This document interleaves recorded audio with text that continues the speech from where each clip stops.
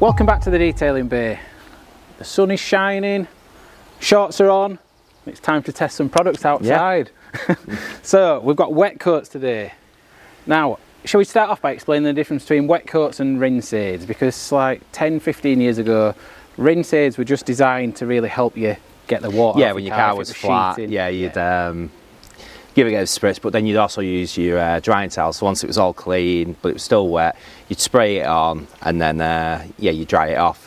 Dodo juice had like time to dry, but you could use there's a lot of quick details you could use as well. Last Touch was a really good one. It wasn't advertised to be used in that manner, but as everyone knows, there was a lot of quick detailers that worked really, really well.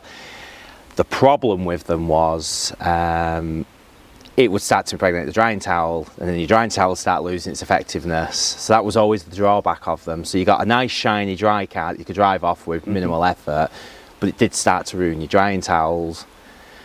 So then, years later, slightly different base, like these wet coat style products, where you will still use a drying towel or something like a blower, whichever way you prefer, but it makes the surface far more hydrophobic.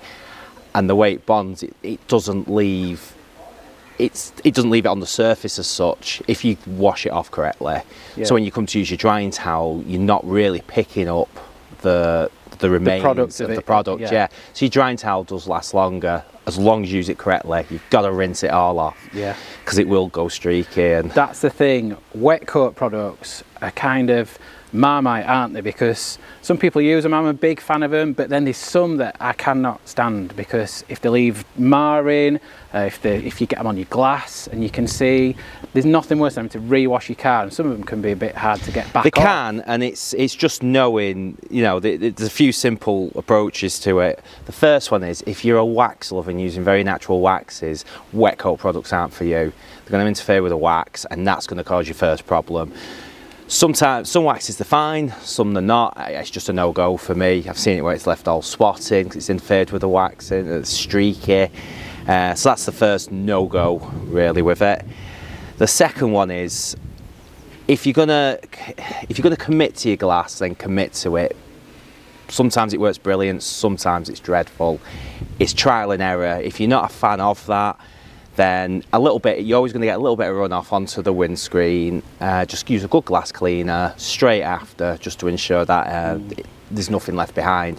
You're not really going to notice a problem on your side glass and your rear as much. It's your windscreen when you get your wipers. That's going to sometimes get a bit of smearing. Yeah, you can get a bit of smearing, and it's a little bit like wiper judder with glass sealants. Some it works absolutely perfect for, others not so much. So if you want to try it, but be prepared for it not to always pan out. I'm a fan of the ones that like some of these on the label that say avoid glass. I'm a fan of the ones that are absolutely safe on glass. And actually, I've had with one of these products, using it on the screen directly, it acts like a really decent level. That's the thing, and works really well. And then you'll get somebody else, and them slight differences, and it doesn't work as well.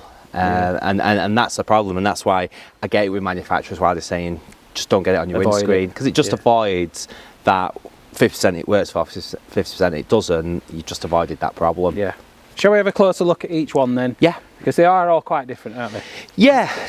I mean, fundamentally, they're all doing the same thing, but there is some that's like more concentrated in what their claims as well of durability. Yeah. There are a few to choose from, and there's many more than this, aren't there? But we've just picked a few that we've got hanging about. And I want to use wet coat and demo this because it is the most well-known probably on the market. It says what it does. It's a wet coat. Straightforward. Pretty clever name. Yeah. So in terms of how you use them, obviously we've washed and dried this already. But for anyone at home who's doing it on your drive, you don't need to dry it before you use it. So you're just going through the process is do your wash, rinse it. When your car's wet, it's time to pick your wet coat. Yeah, if the car's drying off a little bit, add a little bit more water to it. It's going to cause no harm. Be very, very mindful of the temperature. It's not an issue as such if it is a slightly warmer day, but that panel needs to be fully wet, and you need to get it on, get it off straight away. But what people miss when people say, oh, I don't like wet coat products, it did this, it did that, is usually because what they don't realise is they'll quickly spray across it, they get in this beading effect, brilliant, and then they move on to the next one. The sun comes out, dries out, but they've not jetted off, over jet every panel, and you'll Yeah. realise, and always be mindful, if you're working on your roof first or your roof last, that solution to a degree is going to run off into other areas. So be mindful, the car needs to be fully rinsed. So both ends of using it, it needs to be as wet as possible Yeah.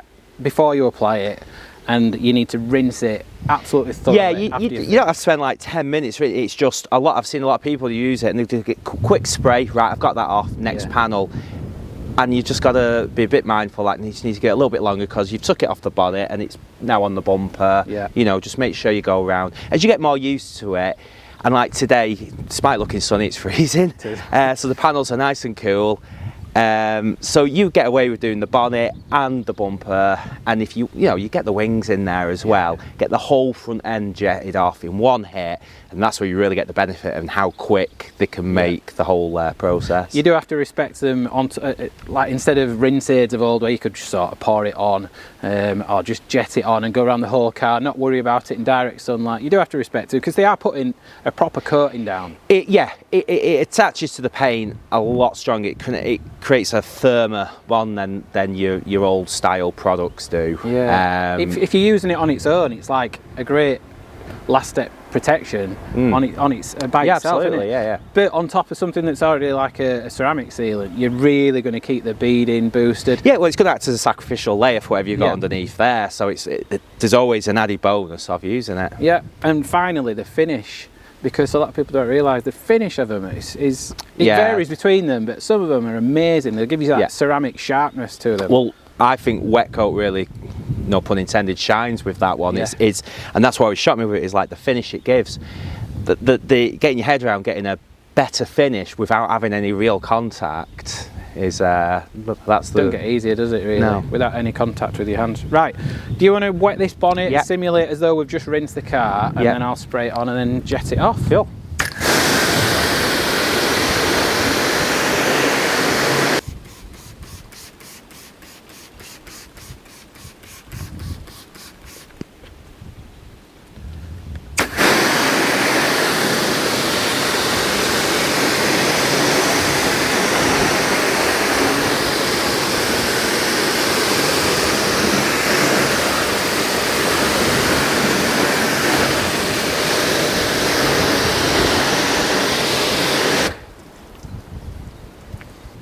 So that just demonstrates how quick the application of these is. Yeah, absolutely. And how easy it can be if you do it properly.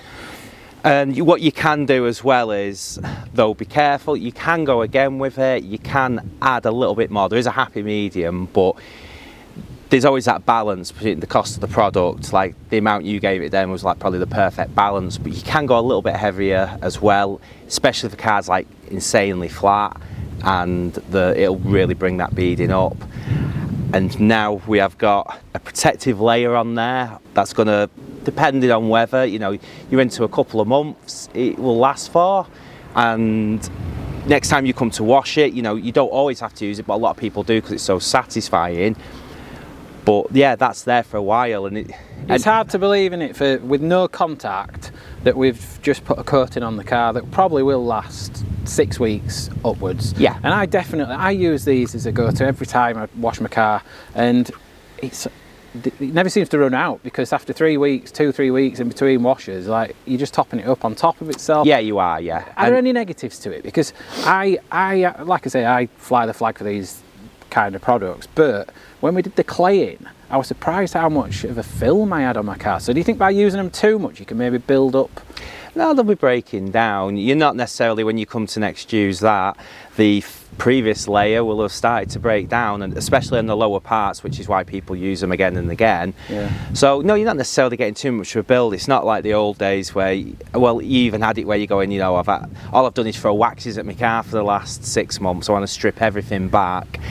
You imagine you've got layer after layer after layer of all these different waxes, but you won't do, as they're breaking down. And the same applies for that. It is as each day goes by, breaking down a little bit. So you are just reapplying it straight back over. It's only when you come to the point where your paint is starting to pick up more bedded in fallout that you're going to take everything off and start again. Do you know the other thing I love about these? You can use them on your headlights. Yeah. You can use them on anything that's painted, so even like plastic surfaces. It's your wheels. That's you know, when people wheels, yeah, they're amazing at just giving your wheels that boost and protection. Absolutely. I'm a big fan of doing it on wheels. So I've given that a nice towel dry off now, so there'll be no water spotting. There are other approaches as well. We've just demonstrated the spray on, rinse off. Yeah. Some people like to use a mitt or a cloth. Yeah, they do. And there's no right or wrong. If you imagine this product's very easy to apply, you get it on, you get it off. Using a mitt, you could almost make sure it's all level, fully even coat, even make it a bit more concentrated by doing so. But what you've got to remember is what these products were developed to do, and that was to be very, very quick, especially in winter time. Get a product on, get it off. Yeah. You're done. When you start adding extra stages, there's not a right or wrong, but it is going to add more time to it. Normally they're going for these for speed. So let's take a closer look at each one that we've got here. So starting with the Dodo Juice Dynamo. Yes, so you can see what they've done there, like all their names, they always got some edgy. Yeah. Good colour, you can almost see in the light there, there's, you know, that's giving like a bit of a shimmer off. So really, out of them all, I found to be the most durable and a real curveball. So really impressed with it, really easy to use. They're all similar price, so they all work out quite good value for money. So it's not hideously expensive or anything like that. Yeah. It's priced perfectly. Yeah, really good one. Moving on to the CarPro Hydro 2. Yeah, so to avoid confusion, if you start googling this and looking, there are a few products in this family that are all named very similar. So this is Hydro 2 Light. You can also buy Hydro 2, which is just in the concentrate. Yeah. So you can dilute that to suit, and you can also get it in a foam, which is hydro foam. You can, yeah. But yeah, we've got Hydro 2 Light here. I'm a big fan of this one. It's clear. When you rinse it, there's no marring, there's no spotting, especially on glass as well. I've used that one as a standalone glass sealant. Yeah, I mean, Hydro, not in its light form, but its concentrated form. I remember trying this 13, 14 years ago when it came over. Quickly learned how to get it wrong, but how good they were. And it was like they were with other products. They were one of the first on the market with this style of product, but it was ahead of the game. It was too early for that product to be ready. Yeah, it's probably a bit more refined. Now, it will have been. Yeah, but if you go back that long, you imagine using you still heavy wax users and all the rest of it. It just wasn't ready. Ceramics hadn't fully taken off in that way on the enthusiasts. The only thing similar back then was like CarPro Demon Shine, wasn't it? And that was just like a rinse coat that you'd spray on. Yeah. So that was probably well ahead of its game, like you say. Yeah, definitely. But it just wasn't user friendly or approachable at that point. The Geon Wet Coat. Geon Wet Coat is the out the bottle no-brainer to a degree. It's super easy to use. Does what it says on the tin. Literally. Again, price-wise, it's priced to be up there with all the rest of them. Yeah, super easy to use. Exactly what you'd want in a product. You can see why it's popular, but they tell you what it is as well, which makes it so easy to go to. It tells you it's a wet coat, and that makes it fantastic. Next one is the Auto Finesse Aqua Coat, is it? Yeah. So they've gone for a litre size, and the drawback is you kind of need a little bit more with it. So again, as the same all apply, you can't use it on waxes or anything like that. What about glass? I've not used this glass. one. If you use less on glass, it's fine. Windscreens is always going to be that Marmite option. Yeah. Some it'll work for, some it won't. Side and rears and pan roofs, so on, absolutely fine. But you do kind of have to egg it on a little bit. You have to give it that little bit more, but that's not always a bad thing. It's very, very enthusiast focused, so you never used it before, and if someone gets it wrong or is just a little bit worried, like someone might bit more concentrated, then the Aqua Coat is a good one to go for. And finally, we've got the Alchemy Ducktail. That's kind of your budget end out of all. Yeah, so it undercuts a little bit in price. It's very effective, but it is similar in terms of effectiveness as the Aqua Coat. I'd say it performs a little bit better, but you're not getting as heavy off a light mist. You're not getting as much water behaviour as you would off some of the others. Right. So, but again, that's down to it being enthusiast focused rather than, people, believe it or not, some are scared of using these products because they'll Google all the horror stories and they'll worry that's going to happen to them. So some have a lesser concentrate in and just make it a lot easier, and it does make it easier, especially if it's a little bit warmer. You may not have enough water on there, you're a little slow, you've got to run off. It does make it easy to remove if you do leave a bit of streaking. It's not a ceramic style one, that one, but I have heard in the pipeline there is a ceramic version coming, so stay tuned for that one. Yeah, see how that performs. Yeah. If I had to pick one, I'll go Carpro out of these 5. What about you? I'm gonna go with wet coat. You don't like change, do you? No.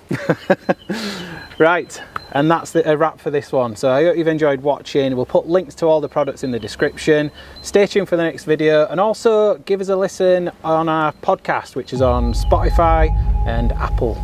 See you then.